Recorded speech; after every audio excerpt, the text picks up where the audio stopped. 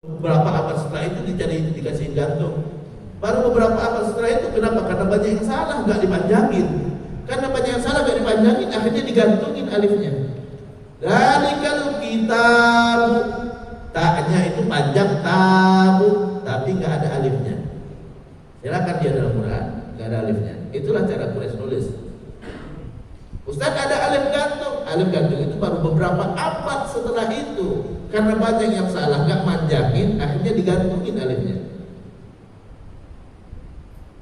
Itu di masa Utsman. Jadi sama Utsman diseragamkan. A panjang yang ada di tengah kata tidak ada alifnya. Itu cara tulis Utsman. Cara itu namanya Rasmul Utsmani. Kalau kita lihat di dalam Quran, Rasmul Utsmani yaitu cara penulisan versi Utsman. Ya. Jadi itu kalau A panjang nggak ada alif. Allahnya panjang nggak, Pak? Ada alifnya? Digantung alifnya. Ada alifnya digantung. Itu baru beberapa abad setelah itu digantungin alifnya. Karena banyak yang salah bacanya. Ya, jadi salah kalau kita Allah, salah Allah gitu kan. Tapi nggak ada alifnya. Alifnya digantungin doang. Gantungin. Itu gantungin baru beberapa abad setelah itu digantungin. Karena banyak yang salah bacanya gitu kan. Baru digantungin alifnya. Jadi versinya Utsman A panjang di tengah kata nggak ada alifnya. Ya. Jadi itulah Rasul Utsmani. Jadi Quran, penulisan Quran ini bukan dari Nabi Muhammad tapi dari kreasi ulama. Beberapa kali mengalami perkembangan. Di masa Utsman nggak ada titik, nggak pakai titik. Zalika itu zaknya kayak dal, nggak ada titik. Ya, kitabu taknya nggak ada titik, baknya nggak ada titik. Gimana bacanya, Pak? Tapi orang Arab memang bisa dulu. Orang Arab bisa bacanya, Pak. Ya, orang Arab bisa. Kalau orang yang udah lancar bahasa Arab nggak pakai titik itu biasa. Ya, kalau kita nulis cepat nggak pakai titik, itu capek nih titik terus, Pak. Ya, waktu saya dulu kuliah di Arab, 18 tahun saya kuliah di Arab. Kalau pakai titik lama nulisnya, Pak. Ya, nggak dititikin emang. Ya. Kalau orang yang udah bisa bahasa Arab, udah lancar bahasa Arabnya, titik gak terlalu penting. Ustaz, gimana bedanya? Ya ngertilah. Ya, tulisan kitabu kalau taknya dihilangin titiknya, pasti kitabu. Oh jadi apa? Antara dua, kitabu, kutubu. Cuman itu. Ya, tinggal disesuaikan katanya. Kitabu, satu kitab, kutubu, beberapa kitab. Tinggal sesuaikan kata-katanya. Ya. Kalau dzalika berarti kitabu. Kalau kutubu tilka sebelumnya, bukan dzalika gitu kan. Jadi itu kalau kita ngerti bahasa Arab, makanya penting belajar bahasa Arab ya. Jadi punya anak sekolahkan bahasa Arab. Bahasa Arab itu lebih unik daripada bahasa yang lain. Bisa baca tanpa titik ya.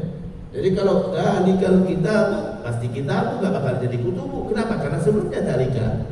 Kalau kutubu tilka sebelumnya. Karena kalau jamak tilka, kalau satu dalika, 1, 2, 3 nggak sama dalam bahasa Arab. Ya, kitab itu, kitab-kitab itu, itunya nggak sama. Tadi kitab-kitab itunya tilka, tapi kalau kitab itu, itunya dalika, karena satu, gitu kan? Nah itu orang Arab bisa baca, Pak, ya. Jadi tanpa titik bisa baca. Jadi kalau kita dulu kuliah, saya pertama kali ke Madinah umur 19 tahun. 19 tahun.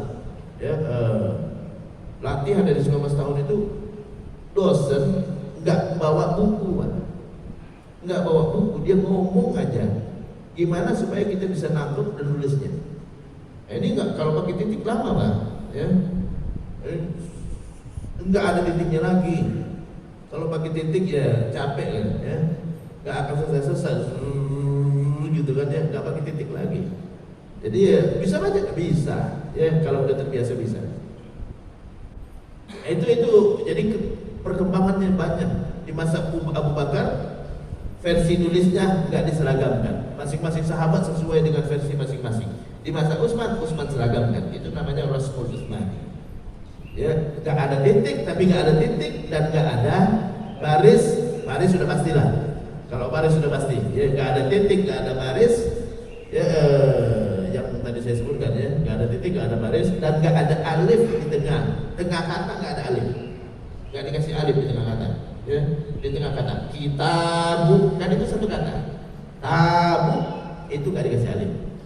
Ya, karena ada di tengah kata.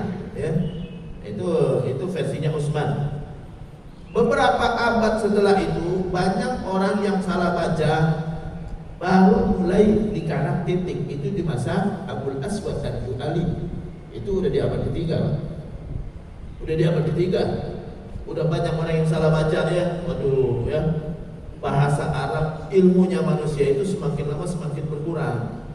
Ya. Di masa sahabat ilmunya masih ini ya. Sahabat dengar Nabi baca Quran langsung hafal. Dengar Nabi baca hadis langsung hafal. Tapi setelah itu hafalan udah mulai berkurang. Ya, semakin banyak maksiat dan sarana maksiat, maka semakin berkurang kualitas kecerdasan manusia. Jadi abad ketiga sudah mulai banyak yang salah baca. Walaupun orang Arab sekalipun, ya banyak yang salah baca. Akhirnya dikaraklah titik-titiknya, ya sama yang tadi itu, ya alifnya itu digantungin.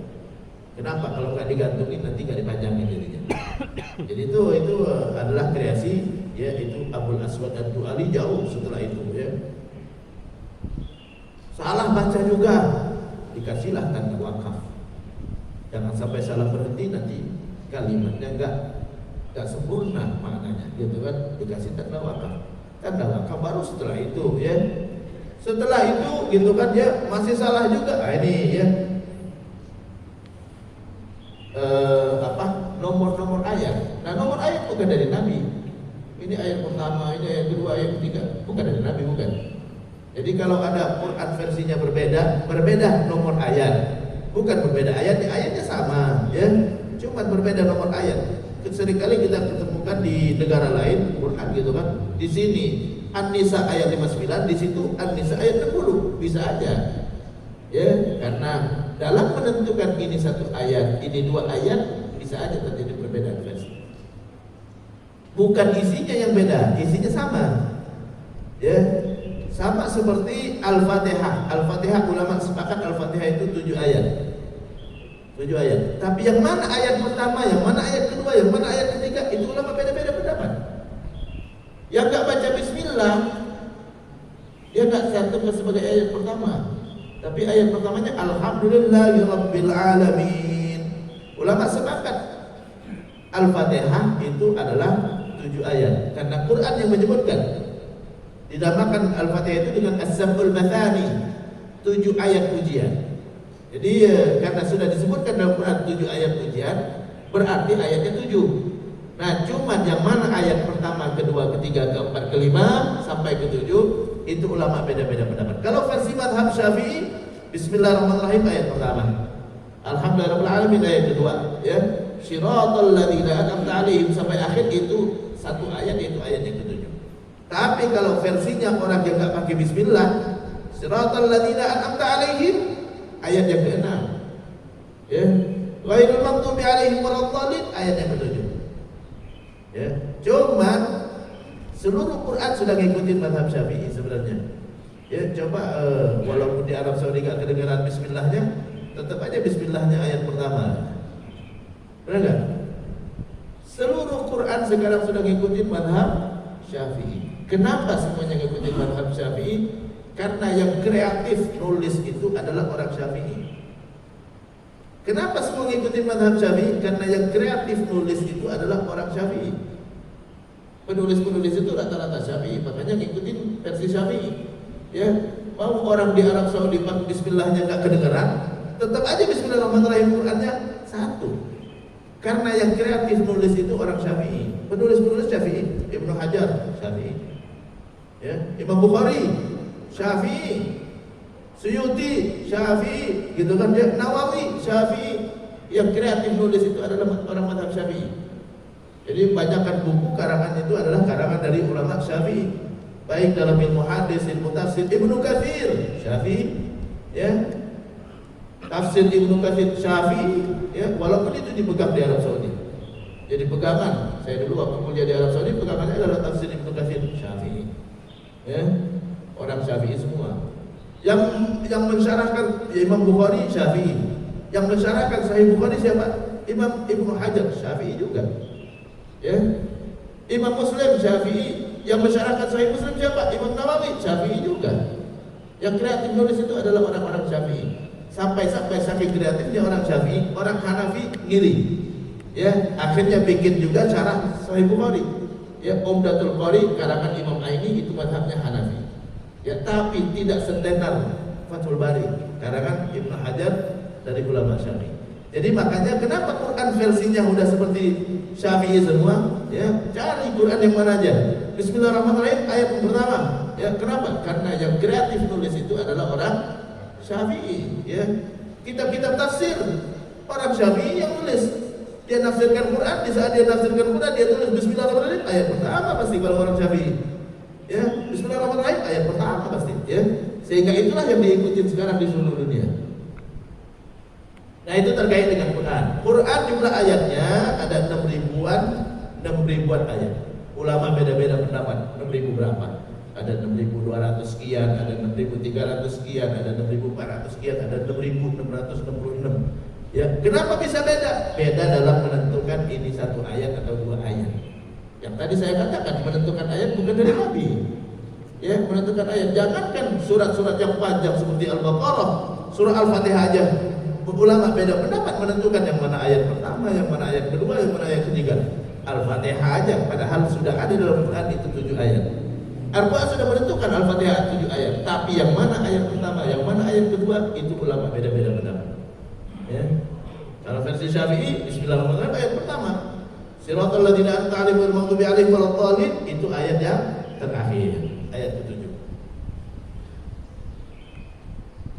Quran dari awal sampai akhir kita wajib beriman bahwa itu utuh seperti yang diturunkan kepada Rasulullah Sallallahu Alaihi Wasallam. Tidak boleh kita meragukan satupun. Utuh yang diturunkan kepada Nabi. Turun Al-Quran kepada Rasulullah itu dengan 2 cara. Pertama, turun sekaligus blok Quran utuh diturunkan, gitu kan? Itulah yang terjadi di malam Lailatul Qadar. Ya, inna anzalnahu fi lailatul qadri, kami turunkan Quran di malam Lailatul Qadar. Turun cara apa? Sekaligus Allah turunkan. Allah turunkan sekaligus dari Lauhul Mahfuz ke langit dunia, langit yang paling rendah. Langit yang paling rendah yang terjangkau oleh malaikat Jibril. Supaya malaikat Jibril bisa ngambilnya. Yang terjangkau oleh malaikat Jibril. Ya, kalau Jibril mau langitnya ke atas, minta izinnya berapa kali? Ya, ada penjaga semua itu ya, berapa lapis. Jadi ditaruhlah di angin yang paling rendah yang terjangkau oleh malaikat Jibril, karena Jibril lah yang ditugaskan untuk menyampaikan wahyu kepada Rasulullah SAW. Jadi makanya diturunkan ke langit yang paling rendah, sama dunia, langit yang paling rendah. Kalau langit yang paling 7 berlapis-lapis dia akan lewat-lewat. Ya. Jadi supaya dia gampang untuk ambilnya, dia ditaruh di langit yang paling rendah. Dari langit yang paling rendah diturunkan oleh malaikat Jibril sesuai dengan kebutuhan, ya, sesuai dengan kejadian. Saat terjadi sesuatu diturunkanlah ayat yang terkait dengan itu. Saat ada permintaan hukum diturunkan ayat terkait dengan hukumnya. Itulah proses turunnya Quran selama 23 tahun seperti itu. Jadi inna anzalnahu fi lailatul qadri, kami turunkan Quran di malam Lailatul Qadar. Itu turunnya sekaligus tadi dari Lauhul Mahfuz ke langit dunia atau langit yang paling rendah, supaya terjangkau oleh malaikat Jibril. Nanti malaikat Jibril turunkan ayatnya bertahap sesuai dengan kebutuhan, sesuai dengan kejadian. Sesuai dengan kebutuhan, sesuai dengan kejadian. Pertama kali yang diturunkan adalah Iqra bismi rabbikal ladzi khalaq. Khalaqal insana min 'alaq. Itu turunnya kepada Rasulullah di waktu Rasulullah bersemedi atau beribadah di Gua Hira. Nabi beribadah di Gua Hira lama ya, berkali-kali ya, bawa bekal ya ke Gua Hira. Ada yang pernah ke Gua Hira, Pak? Ya, Gua Hira naik ke atas tinggi banget gunungnya ya, terus turun ke bawah dikit ya. Jadi itu Gua Hira ya, kalau kita naik ke Gua Hira itu bukan main sulitnya. Kita bisa bayangkan ya betapa fisiknya Rasulullah kuat. Bersembunyi di situ di gua yang sempit. Di gua yang sempit. Datang malaikat Jibril kepada Rasulullah menyampaikan, Iqra bismi rabbikal ladzi khalaq. Iqra, bacalah ya dengan nama Tuhanmu yang telah menciptakan. Saat pertama kali datang malaikat Jibril dan Jibril mengatakan Iqra, Nabi menjawab, ma ana biqari, ana enggak bisa baca. Ya. Apakah malaikat Jibril bawa kertas? Ya, Muhammad, nih baca. Bawa kertas enggak, Pak?